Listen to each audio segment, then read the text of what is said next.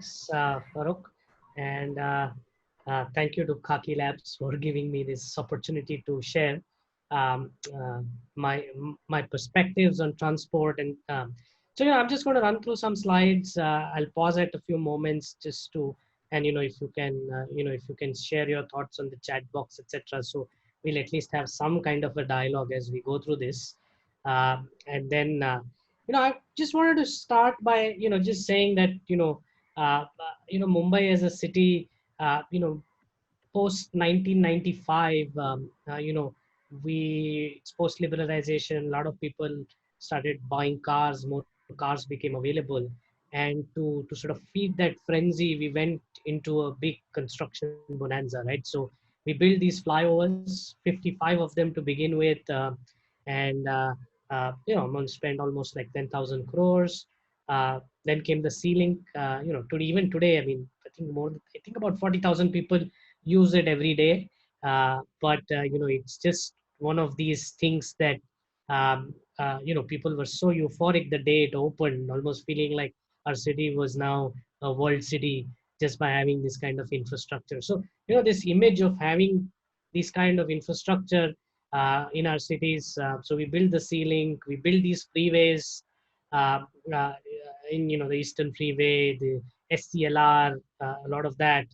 And just to show, I mean, the establishment of MSRDC happened, and you just sharing some numbers on sort of the kind of money we've spent on building all of this sort of you know transport related infrastructure in our cities.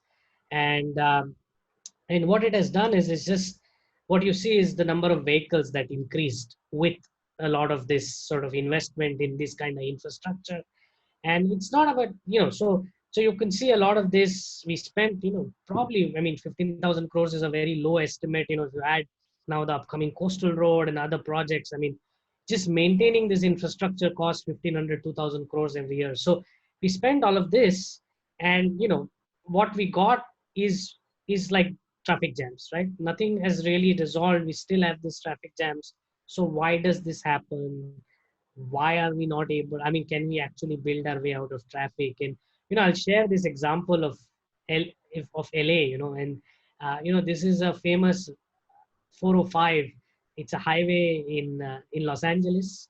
And it was already 10 lanes. Los Angeles anyway is famous as the city of cars.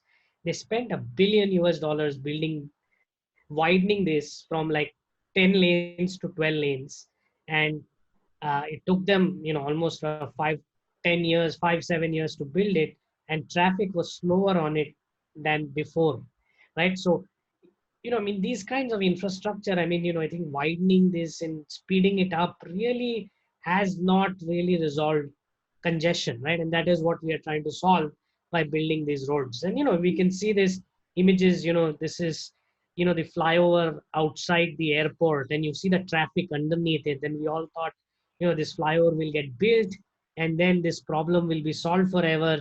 Well, if you go on that flyover today in the evening peak hour, this is how it looks, right? So we haven't really, I mean, it hasn't really resolved the challenge of congestion.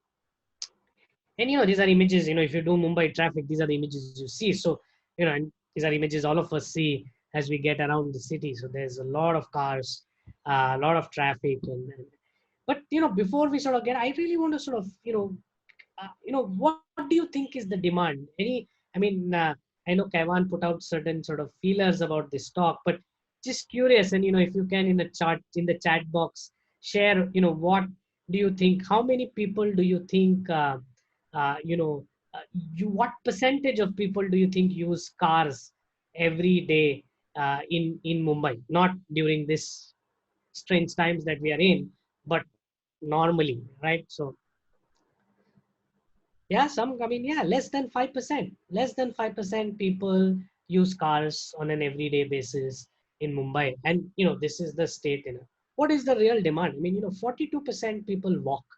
And, when, it's sort of hard to think about it like this, but just think about all the, many people who probably come to your home to work, right? Whether it's the person, it's your household help, or it's the person who brings milk, or most of these people are actually doing all of their trips walking, right?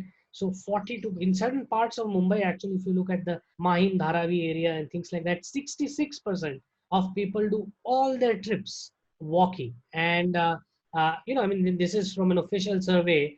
And then if you look at the motorized modes, right, the modes uh, which when you take walking out, right? So if there are 100% trips, 40% are walking, the remaining 60%, how are they spread? And even there, 50% people take the train, another 20% take the bus. The bus numbers have gone down a bit, and taxi numbers have gone up a bit, but still not any. I mean, we had some numbers from 2014 and 2019, and not very dramatic changes in the usage. So majority people still use the train, the metro, and uh, you know uh, uh, the number of people using cars, etc. I mean, is still very small compared to, and so that, and a lot of people actually, even the people who take the train walk, right? So they walk to the train stations. So 82% of the people, you know in the island city walk to the train stations, and in the western suburbs 61% of the people walk. I mean, eastern suburbs also has an equally big number. So it's this 42% people are doing all of their walk trips, and then sort of 80% of the people using the train or the bus are also walking to the train and the bus. So I mean, it's walking is really one of the biggest sort of modes of transportation in our city. And in a way, uh, and just show you some data from 2014 to 2019, where we don't see that much change. Again, these surveys at the last decimal 1 or 2 points are very difficult, but you can see, not, I mean, there's a bit of reduction in bus, a bit of an increase in taxi, and this is the Ola, Uber, kind of a boom, which is, I think, very good also. And you see, but otherwise, it still stays like that.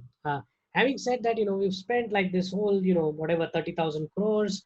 We're going to build, we're going to spend, I think, almost 100,000 crores on the metro. We're building the 15,000 crore coastal road on one side. We build the Eastern Freeway. And so there's all of this infrastructure investment that goes, but there's, very little talk about improving walking or cycling in the city. So what, while I'm saying this, I'm not like an anti-road person or something like that. I feel like people should own cars. I mean, if you desire, you should have a car. Using it, the rules are decided based on sort of what is best for the city. Your owning a car is your personal thing. But as a city, to allow the use of this limited road space that we have, that should be based on principles where everybody, or all the people who that everybody's sort of aspirations and are met, and their ability to move around. But having said that, I mean, I'm not saying that we shouldn't build roads. Typically, we say that we usually recommend three principles on how we build roads or why we build roads. So we definitely need a network, right? And that connects places. You need roads. I mean, you don't need 10-lane roads. You need 40-meter roads, and I'll talk to you why 40-meter roads are good. You don't need 100-meter, 150-meter, 3 levels. You don't need that, but you need roads, and you need a good network that connects all of the places in the city.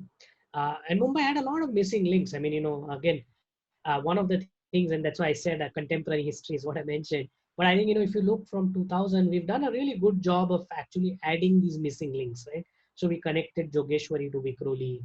The Santa Cruz Chembur link came about. But also small things, what you see, and I grew up in Andheri, so I'll speak about it a little bit. But, uh, you know, uh, in the past, if you had to go from west to east or east to west, there used to be a railway crossing in like actually a flyover or a bridge at Andheri, and the next one was in Borivali, and there were no bridges in between, and there used to be these level crossings, the fataks as they were called. And but in the last uh, 15 years, and these are not easy, on all both sides there are people living and things like that, but in the last 15 years, very systematically, there is a railway crossing, a bridge, pretty much at every railway station. And these were actually very dangerous locations. We used to have a lot of fatalities at all of these locations. And these bridges were really important, and it's not an easy job. So I'll just show you. I mean, these are images of Jogeshwari, Goregaon, Kandivali, Daisar. So this is the western line, and I'll show you a next set of images which show all the bridges that have been built. So you can see this bridge got built in Jogeshwari, bridge got built in Goregaon, Kandivali, Daisar. So and if you look, these are not easy places. Even when you look at these images, there are homes, people had to be resettled. A lot of times there were informal settlements, bastis that had to be, relocated and all of that. So this is one really good thing that has happened in our city, and I think this is positive. We do need the links, uh, and of course, then we also built, like I said, these two links, the big sort of, Jogeshwari Vikroli, and now there is talk of connecting RA to Mulund with a tunnel, and then also we also connected Bhainder to Thane. So the Godbandar Road. So I think these kinds of links were all very useful, and I think got done. So this is the first principle: we need to build roads, but our roads need not be 10 lanes or 100 meters or 150 meters. And once and so I usually say, and we as say, we need to have a 40-40 principle of building roads, especially in cities. So I'm not talking about highways. I think once you hit city limits, that's not what I'm talking about. Within the city, we need to have this 40-40 principle, right? And what do I mean? I mean that roads should not be more than 40 meters wide. And simply, I mean, one of the main reasons for it not being 40 meters wide is just think about it. I mean, if an average person wants to, we walk at 5 kilometers an hour, and if you want to cross something, typically you have 10 seconds, right? And only Ben, the Usain Bolt runs 100 meters in 10 seconds. Other than that, even able-bodied people like us can do it. But if there's a child, there's an elderly, the maximum distance you can actually cross in 10-15 seconds, which is what a light allows you, maximum 30 seconds, is about 20 meters. And after 20 meters, if we provide a safe island and things like that, and I'll talk about how we can do that, we should definitely do that. And then so roads can't be wider than 40 meters, and you can easily manage traffic if you do the right things in 40 meters, and we can talk about it. But this has to become a big principle of as we build roads in our cities. And the other big thing is it can't be faster than 40 kilometers an hour. We are how many of you, what's the speed limit, posted speed limit on the Bandra Worli ceiling? Anybody, again in the chat box, if you can type, what is the posted speed limit? If you go on the Bandra Worli ceiling, what is the number do you see? And I see somebody saying 80, 60. The posted speed limit is 15 places. Okay? And then what we see, is what we call design speed. That typically when, as traffic engineers and things like that, we say we get the road, and the speed at which 95% of these people will drive on this road when it's empty, right? That's the speed of the road. So, if you have a stretch of the speed limit, you have no speed, you have no speed limit boards, and we say drive, 95% of the people will go at 100 kilometers an hour, because the design speed of that road is 100 kilometers an hour. We've designed it to be 100 kilometers, and then we stick this speed limit which says 30 and 50. That is the posted speed limit. So, and most streets in our city, and that's the question. I'm posted. Posted is what you post. I mean, the design of the road should be such that you should drive at the speed that in the US, a lot of cities start getting sued because if people get into an accident, they said, you posted a speed limit of 60 miles an hour. I was going at 60 miles an hour. I got into an accident, but this road is a 90 mile per hour road. Your design is for 90 miles. So, we have this 95 percentile rule that 95% of the people, the speed at which they will drive when the road is empty, that's the speed of the road. And then there are ways in which you can slow it down. So by design, roads should be 40 kilometers an hour. And then you use things like, and I'll show you some features, but you narrow the lane width, you make sure that turning radiuses are sharp, you make sure that the sight distances, how far you can see, is less. And so there are ways in which you can design. And most roads in our city, most roads in our country are over designed for speed. And then we put the speed limit to enforce. And actually, the person who is driving at the speed limit is the unsafest.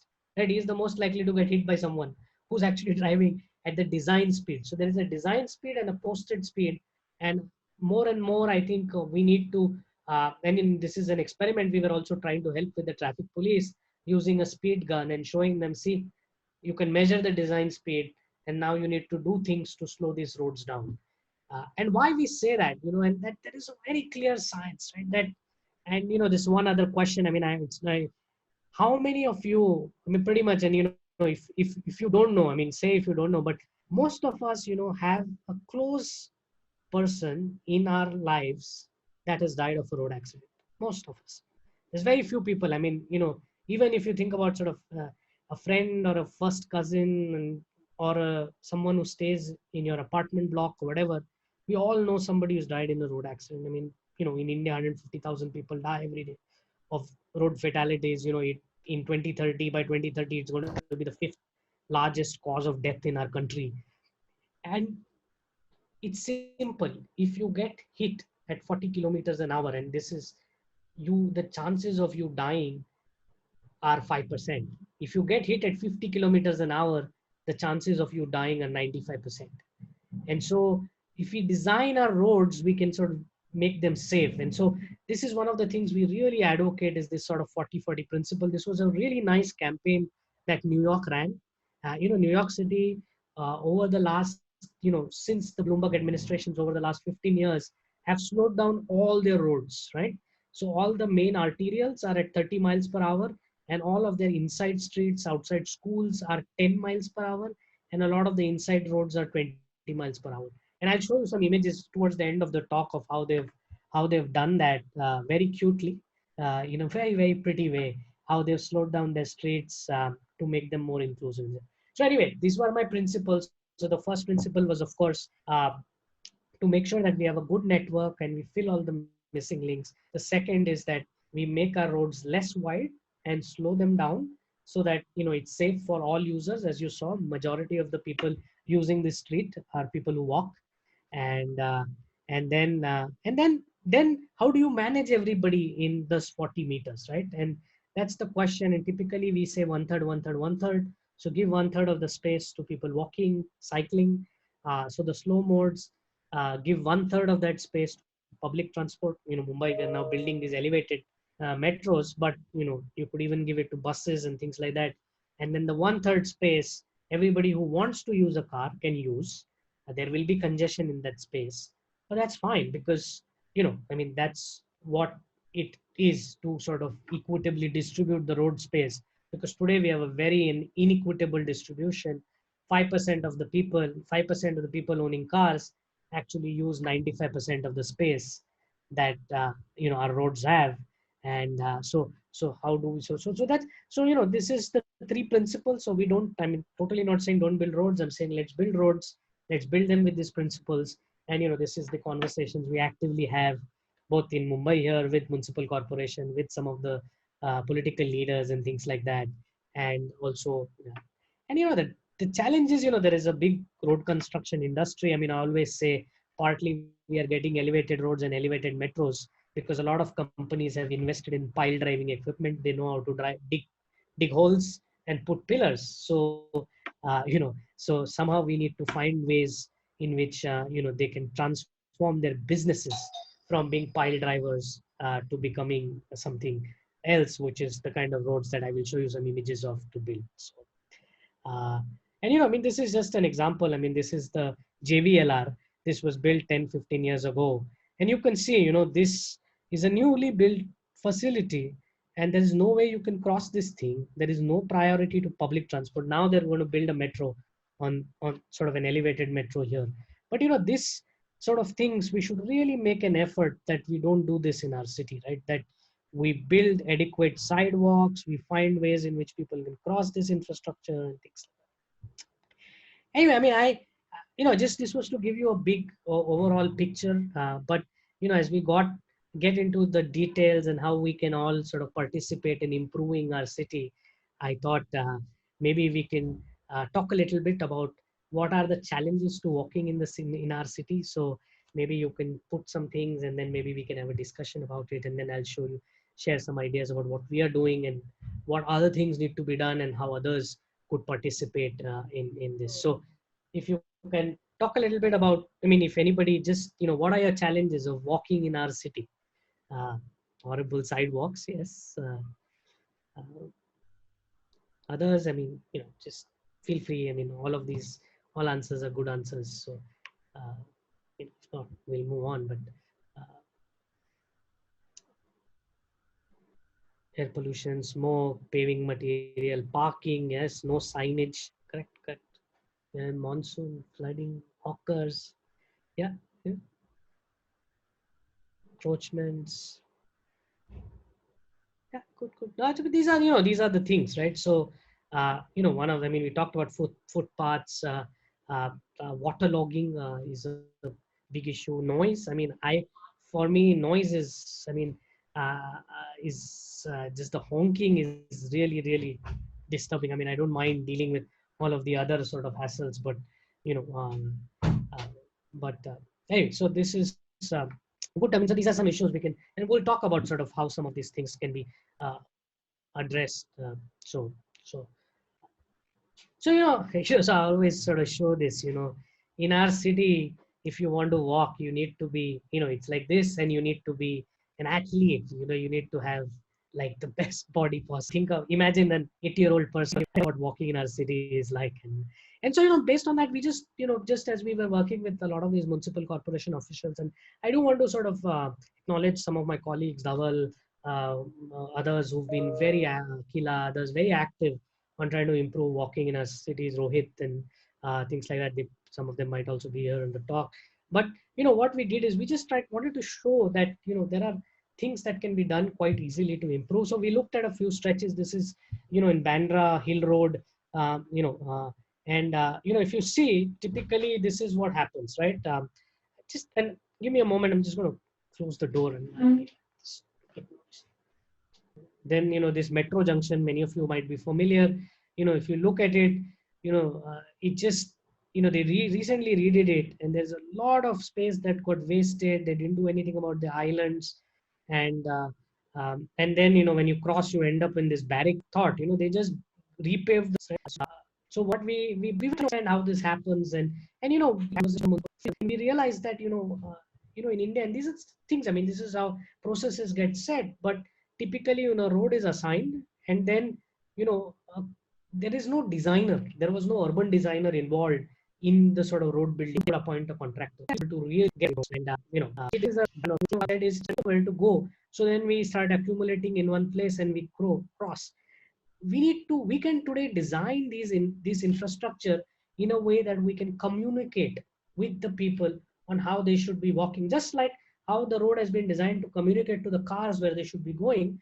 So we can make the people walk like this, right? So they're walking shorter distances, less than 20 meters at a time, and then we create safe spaces where they can rest, go, rest. So in a way, we can create a very safe environment for people to walk. So we brought these principles of wayfinding, uh, aligning traffic lanes, using these spaces, are called refuge islands in our engineering terminology. They're meant for refuges. They're not meant to put statues. If you see, half the islands in our city have plants, have statues. It's like putting dead bodies there, because not having these spaces makes people exposed to risk and accidents. So these spaces have to be where people can congregate, they can be safe, and then sort of move. So we brought these principles. Idea was to bring these principles and convince them that this is how they need to do. And they need to really, one is do the detailed design. So if there is a light pole, or if there is a any of the other utilities, if there is a tree, that can be designed around. And then all of the additional space that gets created, that then becomes space that becomes a refuge island. So this is, and then this was quite, there was a very good response from the city about this. And they they from the people, we did some surveys and things like that, and they were quite happy. And the police was very unhappy when we said we're going to take away some road space, we're going to narrow the space. But then actually traffic speeds improved. So the police was happy because traffic speeds improved, and then we were able to bring in a lot of the other things that and then we had some local politicians who wanted to put some statues again, somebody, and then we had to convince them that, these are not the places to put statues.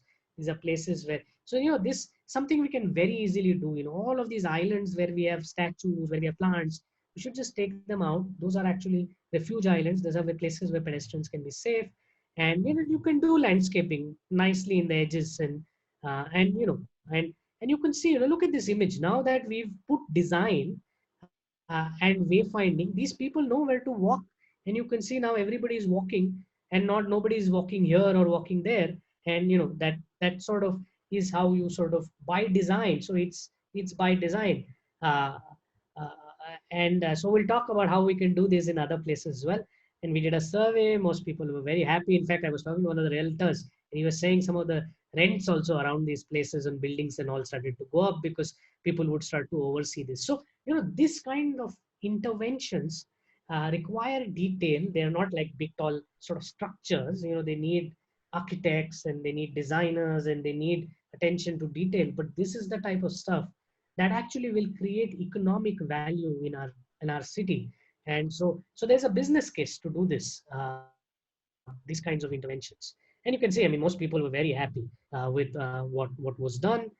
We've been doing, I mean, one other one we do, I mean, and this is Chatham House rules. Hopefully, please don't say what I say here. Uh, but look, this is another junction we did in Nagpada, and you can see again a lot of just chaos, right? And anybody can go anywhere. This is and then we wanted to put, so we did a trial and we took away a lot of the extra space, and we actually wanted to create this big refuge which was previously used as taxi parking, as a public space. Apparently the Quit India movement started here, so they wanted to make it as a public space. uh, Eventually it got designed like this, right? And this is exactly what I mean. This shouldn't be happening. This is, now there is a, they've, we didn't think this was, so, they went and built this space and for to commemorate the Quit India movement. But now there is a key, there is a lock, there is a gate, and there is a security guard, and nobody is let into this space. And that's the whole idea. These places inside the road are public spaces used for people to be safe and things like that. And we need to, and this is where, even by, in spite of actually getting, you see, we got a lot of the successes where we got this additional footpath space on this corner, we've got additional footpath space on this corner, we've been able to channelize some of the traffic movement, but we still sort of lost out when it came to gaining. So these are slow, I mean, and it's what people imagine, so it's about changing people's imagination of what their spaces should be and how they should be used and what is the role and what is the purpose. And I think so, I mean, it's a slow process, and I think it's important to understand. That's why I always say it's important to understand the role of a refuge island, the role of wayfinding, of infrastructure communicating where you should go. So these kinds of things we need to slowly introduce, these design ideas to all of these civil engineers who are trained to build highways and are building roads in our cities. Whereas building roads in our cities require a little bit of finesse, and how do we bring that is really a challenge. So anyway, we've been doing this. It's a partnership. We have some support from Bloomberg Philanthropies, but several other partners. And right now we're working with a lot of corporators and ward officers and things like that to also do a lot of junctions across the city. So every time a thing comes up for redesign, we try to help. At some point of time, there was no way we could help with all of these junctions. We are a small outfit. I work for WRI India. We are like a small research sort of organization that also helps cities. We had 5-6 people on our team. We are mostly a philanthropy funded organization as well. So then we actually convinced the city to actually launch a Mumbai Streets Light initiative, where we were able to get about 100 urban designers to come and contribute, and then we were able to help these urban designers, match make almost with the local, ward officers, ward engineers. And so we were able to actually empanel a lot of designers that can then play in that intermediate stage that I show, which goes from just uh, before the road actually gets given to a contractor to actually design the last detail of where the potted plant should go. And there are some interesting things, you might see under the Parel flyover, some design has been done. So there are things, and I think more and more, I think we need to push this agenda of sort of bringing design. But at the same time, I think we should understand and remember that the main purpose of the road is to move people, move traffic, and we need to understand the volumes, and we need to understand some of those details while we design. So just bringing the architects doesn't help. Just bringing the engineers doesn't help.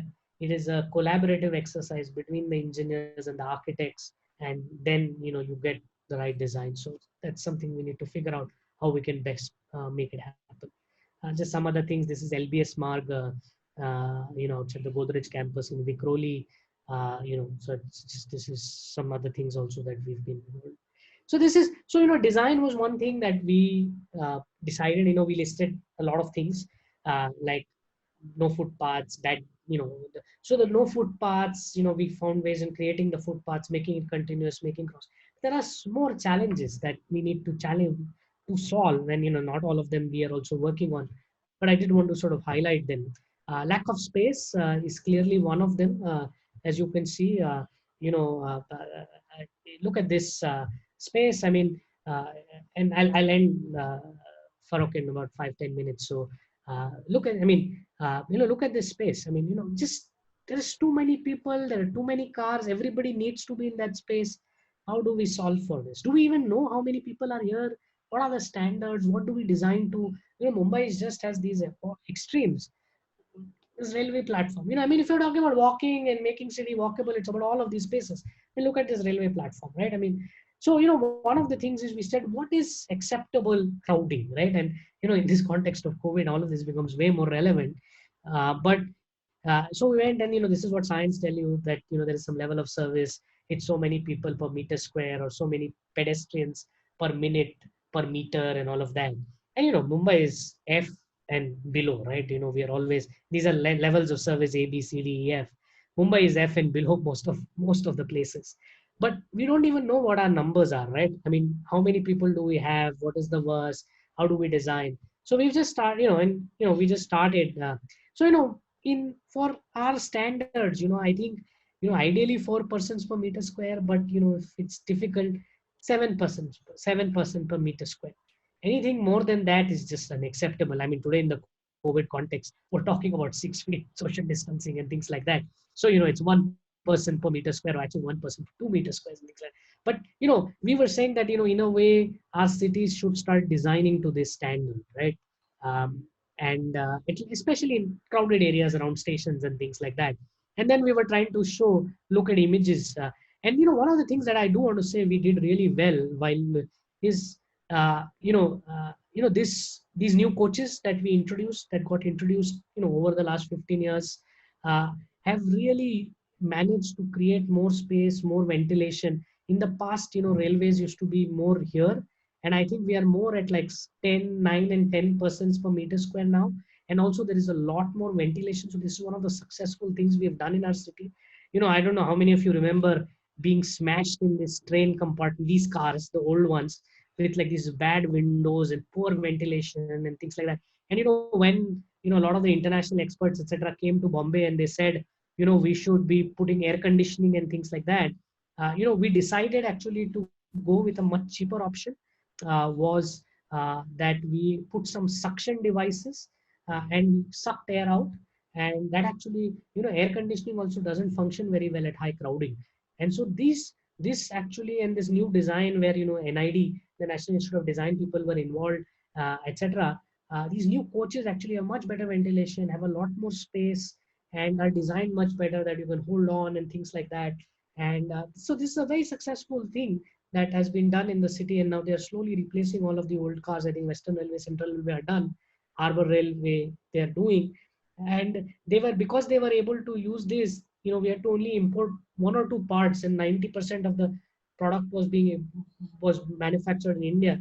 And then there is always the talk of people falling out of the trains and dying, but that only happens where there is less frequency. So if you look at a lot of the fatality data now, it's mostly beyond Vasai, beyond Kalyan is where we are seeing the most fatalities. and that's more because of a lack of enough trains rather than actually this design of these open cars. And today, in this context of COVID, having actually these well ventilated cars probably make much more sense even than the sort of the air conditioned metro trains, right? So anyway, just wanted to mention that. So we are now trying to actually come up with some measures. We're trying to do videos. Nobody's ever counted these kind of people who are how many people per meter square, and so we're trying to put some numbers and do some levels of service. I mean, anyway, we were doing all of this just before this whole crisis hit. But look at this, we were trying to count the number of people using some video detection techniques and things like that. And, these are just cell phone footage, and see how many people actually are there, and how then think about ways in which this place probably needs to be triply, 3 times or 5 times the size to accommodate these kind of crowds. So we're just trying to sort of build on this work. This is some early work that we're trying to do, and then bring to the officials, and then figure out how finance can be brought in to sort of create these spaces. Look at this. I mean, this is, and this a lot of this we triggered after the whole Elphinstone Road sort of disaster that happened. But this lack of space outside station areas is one critical area that Mumbai needs to solve as we talk about making our cities walking and things like that. You saw 50% of the people use the train, and 80% of them walk to these train stations and then use these spaces. So I just wanted to share this, and we're then trying to put some of these level of service measures. Some of my colleagues went into these trains, and they were trying to actually, try to assess this. So at least we can bring this information and then start thinking about solutions. So one was design, and I shared what we were doing, and I think that needs to be actively done. Somebody was asking, how can we do this in Mahalakshmi? Again, one, understand the principles, but then you can work with your ward engineer or your local corporator and make sure that they I mean, me and my team is always available to help you walk through these principles, even do some sketch designs. We can connect you to some urban designers, but we can all sort of work locally to create the demand. Or if there is a new road coming in construction, make sure you ask for the design, and make sure that the right design has been done. There are 100 empaneled urban designers, so there's a lot of people accessible who can help with this now. And so there's a question about the roundabouts or the circle. See, circles are good because they slow down traffic, but you don't need massive circles. You can have the small circle, but then also all of the islands have to be designed and well respected. So the traffic movement happens without conflicts. So the main role is that we shouldn't have too many conflicts, either between cars or between cars and pedestrians. So when we scientifically do this, you actually count the conflicts, and then you start doing design where the conflicts start to reduce. Because when the conflicts start to reduce, and conflict is the path, some two trajectories. It can be a pedestrian and a car, or two cars or two pedestrians. And the lower the number of conflicts, the more smoothly it flows. And so basically, you can keep a circle, but make sure you design with this sort of science in mind. And you don't need the massive circles, because that space can be used to be small. People can stand there. They can, you could probably design it in a way that people could use it to cross, so cut across a circle, etc.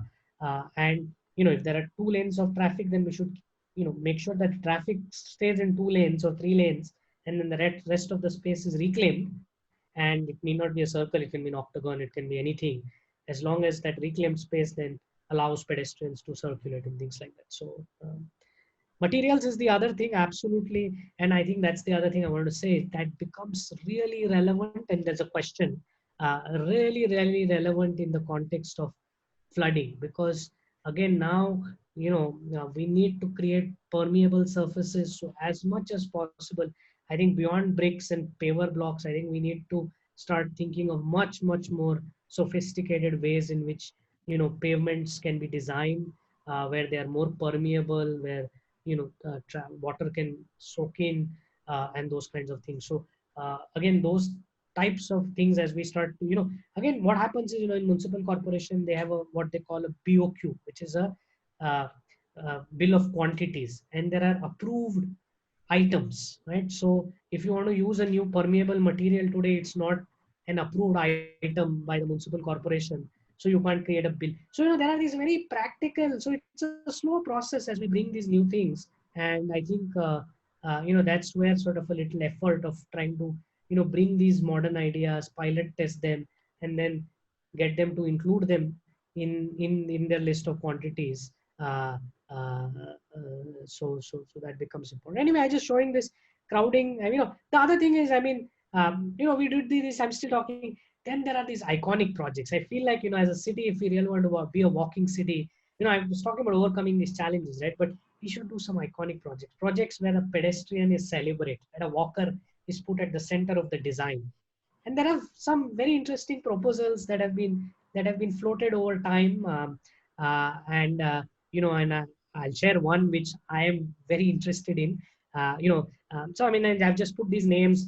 For example, Alan Abram and others have been talking about putting a tunnel under the Pavanans airport so that the whole Jutara road can be really made into a pedestrian street with little traffic for people who live there, but not a through traffic for people from sort of north going to south or south coming to north. So they can use this tunnel, and mostly those streets can be used as sort of just as for local residents, and then a lot more space could be created.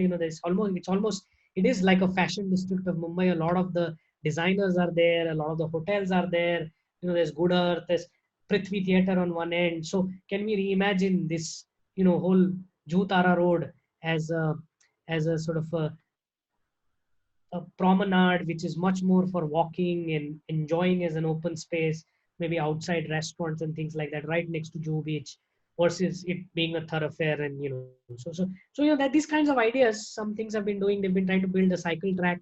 So there are these kinds of initiatives, and I think really we need to have a push. So like these thousands of crores that are getting allocated to all of these road projects, we need some 1,000 crores to get allocated to some of these iconic sort of projects which create these spaces, then that become sort of marquee for the city, right? So uh, this is one project that we are very keen on, and I'll just share with you. This is how actually we got in touch with Bharat and others at Khaki Labs also.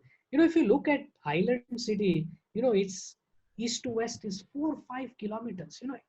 If it's a good walking path, anybody can walk 4 or 5 kilometers. And we've been saying that we should think about these east-west connectors. I'll briefly mention, I know this is going to be a topic of debate.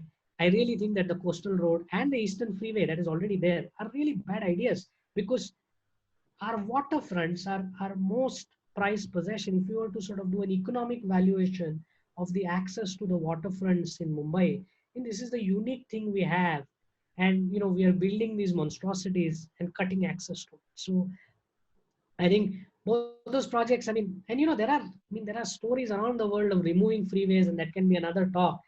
But even the Eastern Freeway right now, nobody thinks of getting beyond the Eastern Freeway to the Eastern Waterfront. But this Eastern Waterfront is going to be another beautiful space that can have access to water and things like that. But what I wanted to say is, this 4 or 5 kilometers, it's a very easy way to connect them. A lot of them will connect all of these railway stations. So I mean, just between Parel, Elphinstone Road, Curry Road, Lower Parel, there are 150,000 people that come out of these stations in the peak hour, right? And it's all a mess if you ever go there at that time. How do you allow them? So can we create these walkways from Worli to Shivdi, from Mahalakshmi to the Eastern Waterfront? And some of them are quite easily doable. I'll show you some images. But this is something, so this is one, and this is more sort of connecting, a lot of these, uh, stations. Now there will be a new station here at Siddhivinayak as part of the metro, then the Western Rail, the Central Line, and then going to the Harbour Line in Shudi. And, some of these can actually go through parks and things like that. And, this is the this is called the Pramod Mahajan Park, which is where the sewage pumping station is in Dadar. That's a really nice park that could be used. And in some cases, we could create some elevated structures which allow, this is all railway land, and, and we can build these. And these won't cost much. I mean, with really good urban design, they'll probably cost, 150, 200 crores. I mean, compared to the kind of infrastructure investments that happen in there. I mean, this one, and then this one for me is one of the easiest ones to do, is the one around Mahalakshmi, and then sort of, going through Rani Chi Bagh, and this one. This one that goes through, Mahalakshmi race course, and then, this is a bit tough to walk, but you can do good design. Then this bridge gets S bridge, and then they go through Rani Chi Bagh, and then, you get to this point. So, this is something that we've been propagating. I mean, it's not very large distances, and will require a little application of mind, but very creatively you can, and, a lot of these can become really good tourist attractions, because there's a lot of history along these things and things like that. So that's it. I mean, I wanted to sort of quickly wrap up now, and give time for more question and answers and things like dialogue. But, the other important things, noise, I think we haven't done any work. I think honking, I think we should figure out something to do. On-street parking, this is something we've been doing. Vendors, somebody talked about. Vendors are necessary. They bring a lot of life, but can we manage vendors better? Can there be a better policy? One of the ideas that we had floated is, can we create a kitchen garden in one of the parks? So vendors are only selling, and, but they have a kitchen that is close by. So somebody can fry fry vadas, and, bring them to that spot in like every 10 minutes or something. And that kitchen garden in a park could then, have composting, have good sort of, like, and that space could be created. It has to be designed well, but like that, at the ward scale or the sub ward scale, if you could create a few kitchen gardens that then can be, and then the vendors only sell in small, much smaller footprint with well designed carts and things like that, we could have it. And then I spoke a little bit about waterlogging and things like that. Just wanted to show you that this is possible, right? Because it's not a budget thing. These are some images from New York that I like to say, and I was saying how New York narrowed its streets and slowed them down. Look at that. They put potted plants, and they put chairs, and they, really sort of, look at, the turn is now 90 degrees, so cars really slow down so people can cross safely. They put these bicycle lanes, they protected it by putting a car parking in between, so these guys are protected. And these roads are very narrow, they are 2.75 meters, so they are able to, really the cars move very slowly. And this is how you can sort of slow by design. Just some more pictures. This is Broadway. This is sort of the idea that where, half of the street can, this is the idea that we were talking about for Jutara Road. So half of it can be for people to do thoroughfare to just to get to their apartment buildings. The other half could be like this. And, so this is all possible. It's doable. They made a whole manual about, using plants and chairs and things like that, and not just putting concrete and cement paver blocks, for their city. And they did it in 3-4 years. I mean, in 5 years, they completely dramatically changed. They built 200 miles of bicycling lanes.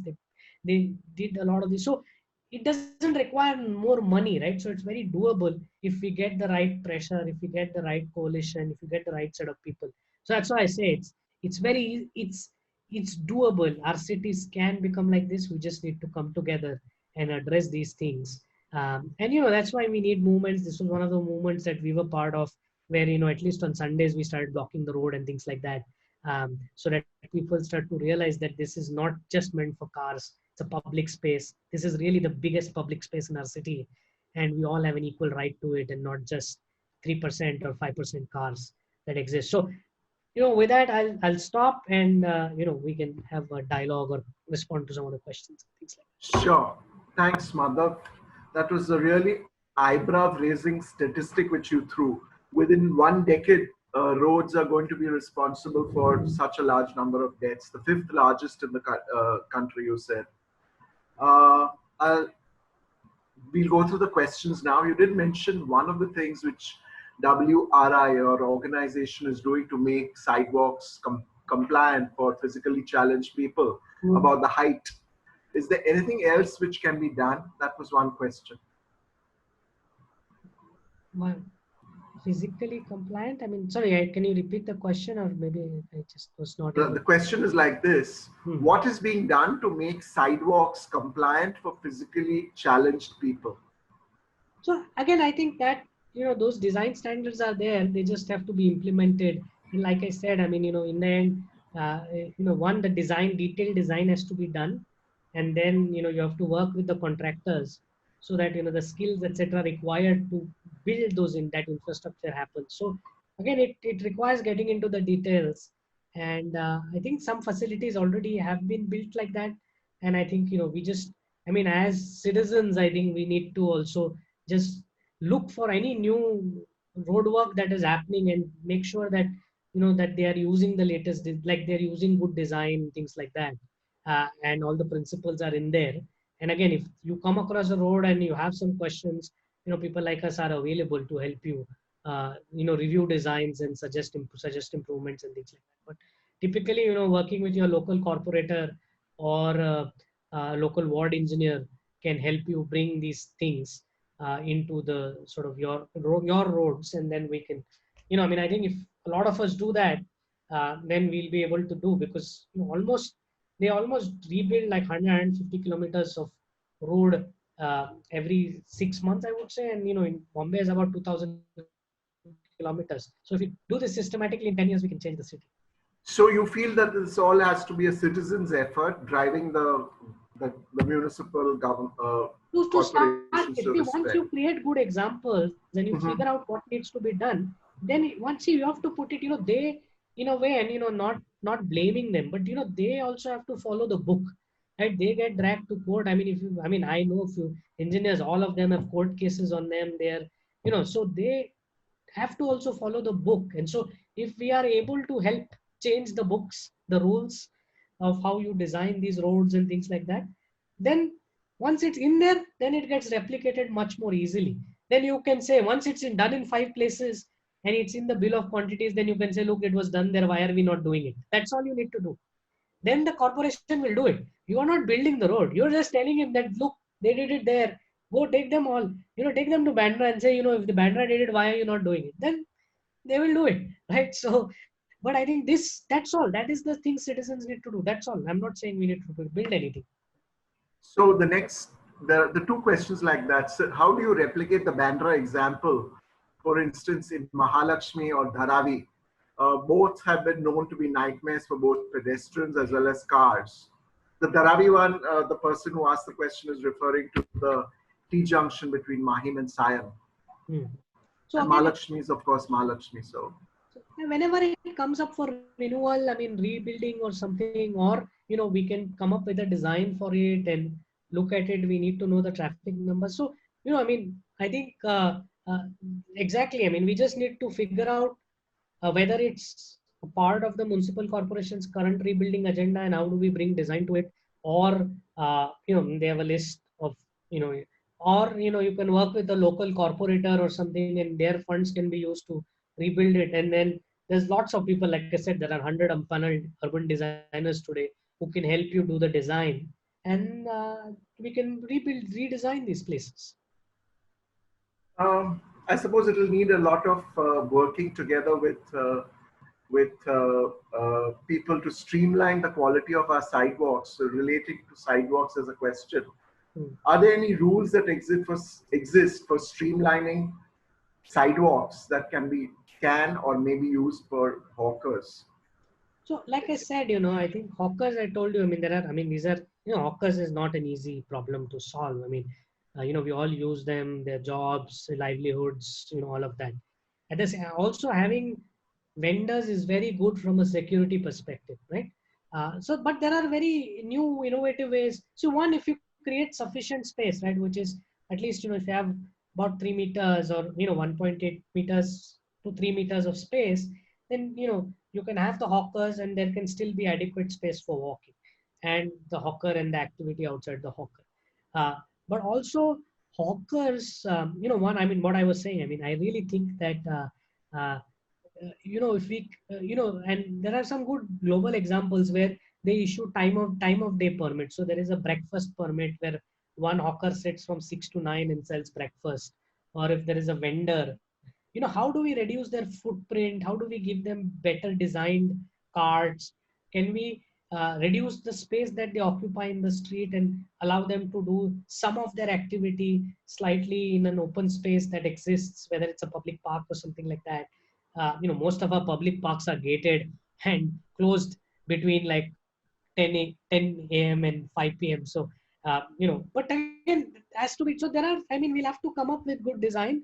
I mean, hawkers, vendors are necessary. They get used, people use them. So, we have to be very sensitive about removing them. or we can find ways in which we can incorporate them into design. And they come where there is demand. So clearly, if there's a vendor, there is a certain amount of demand, and how do you then best optimize that space that they are able to service that demand, but also then it doesn't hinder people walking and things like that. So, and There's, so these there, kind. Hmm. no, please go on. Nah, that's, I mean, so this, and I mean, right now we need to experiment with these things, right? I mean, and today the rules are, there is a there's a hawkers rule that was done by the Bhaumik committee. So, there are 3 or 4 very conflicting public policy documents. And so, you can follow one, and so I think that's where I think, cities where space is limited is not that easy. In the end, it's a negotiation. You need different parties to come together. And that's why we as citizens also have a role. Government, today if, municipal engineer is going to follow the rules, there are 4 different policy recommendations on what happens to street vendors and how they should be treated. So I think these things we have to really be context sensitive, work through, address the needs at the same. So, that's all. So that's important to understand that these kinds of things will require this kind of efforts. Since we're talking about roads, the question was, how do we make buses sexy again? And how feasible are dedicated bus lanes? See, I mean, one again, it goes back to, and the buses can be a separate talk. We can, but buses. See, in the end, it goes back. Today 5% of the people are using 95% of the space. This is gross injustice, right? That's why I said, by principle, 1/3 of the space need to be given to public transport. So, uh, uh, you know, uh, so dedicated buses are feasible, right? A city needs buses to move fast. Today, I mean, I used to use BST growing up. Today, I don't use it because it moves at 7 or 8 kilometers an hour. There is no way, it's so slow because it's just stuck in traffic. We need to move buses out of traffic. That's the only way to make them sexy, right? And it's not an easy battle. I mean, all of us who own cars, want to use cars, will complain, will cry foul when you take a certain amount of space for buses. I mean, it's been politically so. I mean, Delhi went through this whole fiasco, and it was politically so dangerous that today in India nobody wants to take. But look at what Rio did, right? Rio built 150 kilometers of bus rapid transit in the lead up to the Olympics. Latin American cities are doing that. We are spending 100,000 crores building the metro. I don't think I mean, there are questions about we'll ever get the return on that investment as a city. And buses are a much cheaper way to do public transport. You can cover a lot more space, and dedicated busways are a great idea. It's just politically the negotiation has been very, very, very hard. And again, that's what a city. These kinds of decisions are all political negotiations. It needs some citizen. It has to become a movement, right, where citizens and are able to pressure political leaders to then take these decisions. So citizens do have a big role to play in a way. You mentioned Rio, Madhav. Is there any other city of comparable complexity as Bombay, which has, in your opinion, successfully battled its traffic problems? I'm thinking of a Rio or a Manila or Mexico City. See, traffic problem, it's a question. Congestion is one thing, right? And being able to get around the city is another thing. Congestion, I don't think we can solve, right? Cars, there is not enough space to move cars fast. Congestion, we can't solve. We can make our cities accessible, means people can get to where they want, by putting buses in dedicated lanes, by creating bicycle lanes, by, all of those kinds of things, right? So it is, so that's what we have to understand, right? So we can't solve congestion, but we can solve the ability of people to get to where they want. uh, Move around. yeah, to move around, right? And for that, way you have to prioritize your buses, because then more people can get around. You have to, so there are good examples. I mean, all over Latin America they've built these bus rapid transit. Bogota built 200 kilometers of bicycle, 200 miles of bicycle lanes. uh, if you look at today London, New York, I mean, the Paris mayor wants to slow down every street and put 650 kilometers of bicycle lanes. Milan is creating, this COVID crisis, European cities are pushing to make them more walking friendly, more, And then there is the whole, I mean, one point I didn't make is the whole health angle, the whole livability angle, right? Today, I mean, we always say there is research that says if you walk 30 minutes a day, the likelihood to not contract the lifestyle disease, which is diabetes, heart disease, all of that reduces by almost 80%. And if a city has good public transport, the chance that you walk 30 minutes a day goes up by 75 or 80%. So just purely from the health of the citizens, it's good to do. And but we that's but it's these lobbies. There are people who have invested businesses to build roads, to build flyovers, and in the end you have to change. You have to find them new businesses to do where they can make their profits and not dig up our city. And that is market transformation. And how do we create the movements to put that pressure to make that transition, find some business leaders who would be keen to make the transition first, bring them along. That's sort of things to be done. But absolutely, I mean, there are really good examples. I wouldn't say anybody's been successful, but in the last 15 years we have seen amazing strides made where people have realized that cars are not meant for cities, and that we need to look for alternatives, and have done beautiful things, I mean, all over the world. We've got a suggestion from an architect. She Mhm. says that are we looking at engaging buildings and or users of buildings adjoining major footpaths to contribute money to refurbish their footpaths that are fronting their premises? See, like I said, money is not a issue. I showed you, I mean, there's enough money in the municipal corporation, and they have to follow procedure and things like that. What is missing is, sometimes they need a design done in 2 weeks, before they are able to tender it out, or a local corporate. I mean, most local corporators, have 5 crores or whatever in their MP lad, other funds. They spend all of their money on roads, right? So if we can help them or work with them with designs, their money can be better spent. So the money is not the problem. It is actually convincing people that they need to think differently and get more design. And I think architects have a big role to play here. Is there any move in Mumbai to levy or any thoughts towards levying a mileage-based user fee like we have in in downtown London or in Singapore? I mean, I would say the first thing would be to price parking. I think, I mean, I think that's the more easier thing to do. And, I mean, real estate is very expensive in Mumbai, as we all know, but we all expect free parking. I think that is the more easier thing to do, is to actually make sure that all parking in the city eventually should be what we say, should be off street. So it shouldn't be on the street. It should be public, private parking, and it should be paid. And so all parking. And why I'm saying this, is so instead of, I think, going to congestion pricing directly, I think we need to start pricing parking, and that is enough. And why I'm saying this, I was talking to some friends in Paris, and what they're saying is, they used to have basement parking, but today, in certain parts of Paris, nobody owns a car. They are all using bicycles and other things, and they don't go into their basements at all. And the basements have now become places where homeless people go and live, or raccoons have infested because nobody goes in them. So, we are very actively building a lot of this private parking. Now they're talking about putting cement in their private parking and just filling. So, before building, so that's why we are saying parking again. Nobody is doing it yet, but we advocate that all parking in the city be off street, so it's not on the street, be public, right? Which is shared, which means you have to probably walk, 20 paces or 500 meters to get to your car, which is in a parking spot or a parking garage.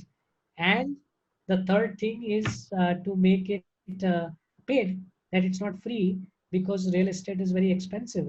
And we need that space to put sidewalks, we need that space to put parks, and not have parking.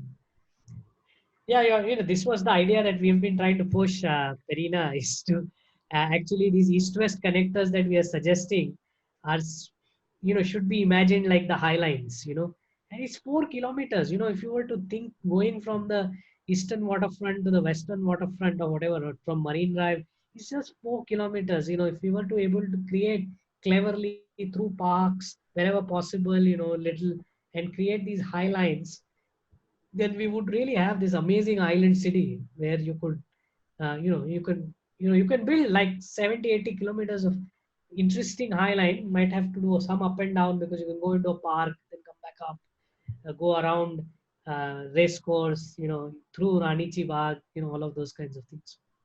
But that's something we should push. I mean, we are very keen. If others are interested, please, we can create a movement around that idea.